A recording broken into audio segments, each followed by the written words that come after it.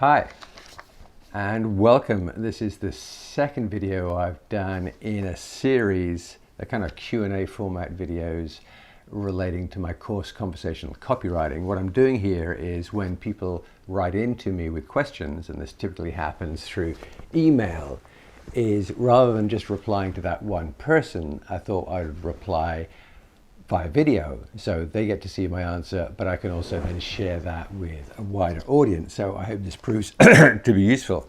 So this is a question that came in from Stacy. Stacy says, Nick, I just completed your conversational copywriting course and I love it. It feels so right to me, and I have one client who I think could be open to this, but how do I introduce the idea to them? How can I get my clients to be more conversational?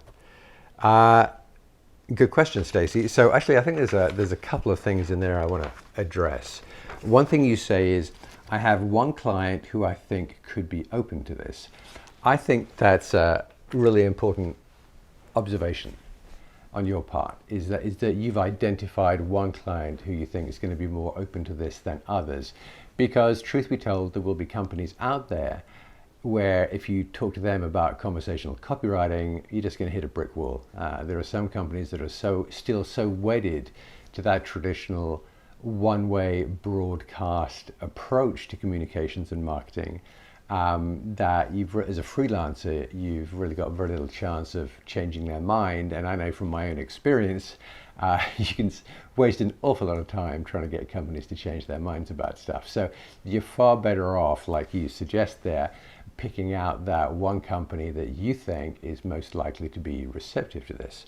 So if you have a client or a prospect who you think is going to be receptive to the whole concept of conversational copywriting as opposed to one-way broadcast traditional copywriting, I think there's a couple of doorways that you can approach. One is to look at what they're doing with social media. Are they active on social media? Hopefully they are. And hopefully they're not using social media simply as a broadcast medium. Hopefully within their channels there, they are reaching out and connecting with their friends, their followers. Hopefully they're answering questions there, being responsive to some degree.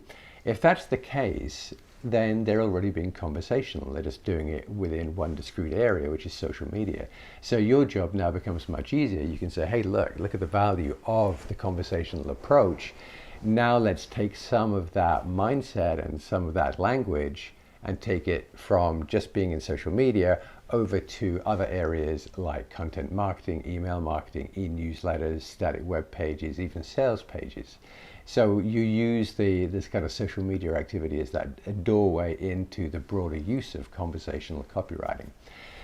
Another thing to look out for is to see if they're using stories.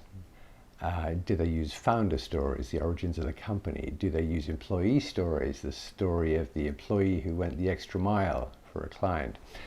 Perhaps best of all, do they use or publish customer stories where customers write in with stories about how they used their product or service and how it made some big difference in some way? Particularly that last group, customer stories, if they're doing that, again, it means they're actually already now in conversation because they're listening to their customers, they're publishing what the customers say and feel, their experience. So you do the same thing. You say, look, this is what it's like to be conversational. You're already doing it. Now let's again take that mindset, some of that language over from the storytelling side and into other areas like the content, the email marketing, the website, etc. So that's it. It's I'm glad you find the whole idea of conversational copywriting appealing. I do. I've loved it for ages. I'm not a huge fan of that old school in-your-face broadcast copywriting approach. But you're quite right to bring up the question of how do I sell this on to my clients? And as you suspected, I think, when you wrote that question, it's a matter of choosing the right clients first. And then when you do that, then you now have a case study, and it's going to be much easier now to convert or to sell the next client on this approach. So thank you very much, Stacy, for that question. And I hope everyone watching this found that question and answer helpful. If you are enjoying the Q&A format, then just subscribe to this channel so you don't miss future questions and answers. Thank you very much.